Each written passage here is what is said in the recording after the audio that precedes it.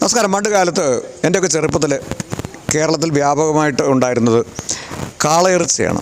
ഇപ്പോൾ പിന്നെ ഒരു 10-30 വർഷമായിട്ട് പോത്തിറച്ചിയിലാണ് മനുഷ്യന് താല്പര്യം ഉള്ളത്. ഇറച്ചിക്കടയിൽ വരുമ്പോഴേ ചോദിക്കും പോത്താണോ കാളയാണോ എന്ന് ചോദിക്കും. നേരെ മറിച്ച് തിരുവനന്തപുരം സൈഡിലൊക്കെ ആണെങ്കിൽ കാളയ്ക്കാണ് ആവശ്യം. പക്ഷേ നമ്മുടെ കോട്ടയം, പത്തനംതിട്ട, ഇടുക്കി ജില്ലകളിൽ ഏറ്റവും കൂടുതൽ ആവശ്യം പോത്തുകൾക്കാണ്.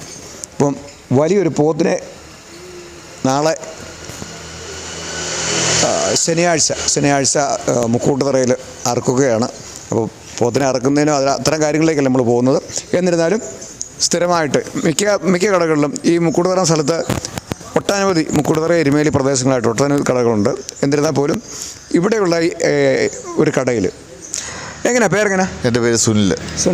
എവിടെയാണ് കട? ഇവിടെ നടത്തുന്നത് കട ഇടകടത്തി റോഡിൽ പ്രൈവിൻ്റെ അടുത്താണ്.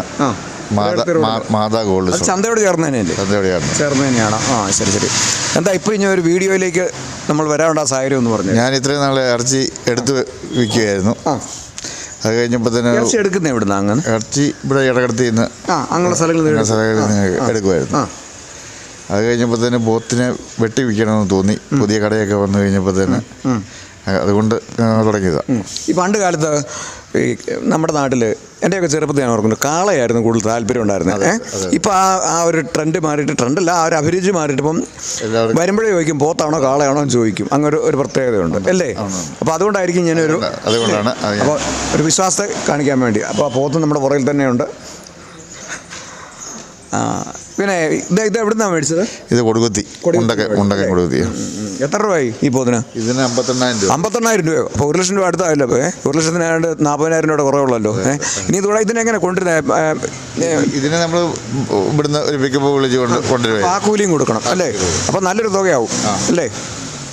എത്ര രൂപയ്ക്കാണ് നമ്മളിവിടെ വിൽക്കുന്നത്? ഇവിടെ 440 രൂപ. 440 രൂപ എല്ലായിടത്തും ഉള്ള വിലയാണ്.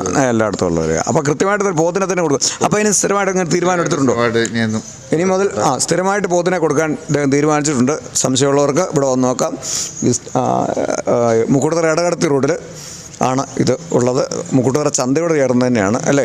അപ്പോൾ ചന്തയ്ക്ക് വരുന്നവർക്കും അല്ലേ, അവർക്കും കൂടെ സൗകര്യപ്രദമായ രീതിയിലാണ്.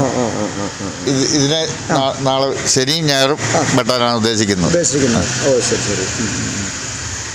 ഒരു എത്ര കിലോ നമ്മുടെ കടയിൽ ആവറേജ് പോകും? 100-120 കിലോ പോകുന്നുണ്ട്. ഈ വാർത്ത കൂടെ ആൾക്കാർ കണ്ടു കഴിഞ്ഞാൽ ചിലപ്പോൾ രാവിലെ തന്നെ പോത്ത് തീരാൻ സാധ്യതയുണ്ട്. അപ്പം നമുക്ക് മറ്റൊരു പോത്തും കൂടെ ഉണ്ട്. അതിനെ ഞായറാഴ്ച അല്ലേ? അപ്പം ഏത് ദിവസം ഇതിനെ എടുക്കാൻ പോകുന്നത്? അങ്ങനെ ദിവസമൊന്നുമില്ല. വ്യാഴാഴ്ചയാണ് ചന്ത.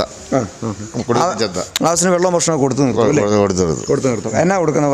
വരവ് കച്ചിയുണ്ട്. പിന്നെ ഇവിടെ ഒരു ഹോട്ടലിൽ ഹോട്ടൽ ഫുഡൊക്കെ കൊടുക്കും. അതുകൊണ്ട് ശനിയാഴ്ച നല്ല പോത്തിറച്ചി അവൈലബിളാണ്. വരാം, വാങ്ങാം. അപ്പോൾ ആ പോത്തിൻ്റെ ദൃശ്യത്തിൽ നമുക്ക് പോവാം. അപ്പോൾ നമുക്ക് മറ്റൊരു വീഡിയോ ആയിട്ട് നമുക്ക് വീണ്ടും കാണാം. ഓക്കെ.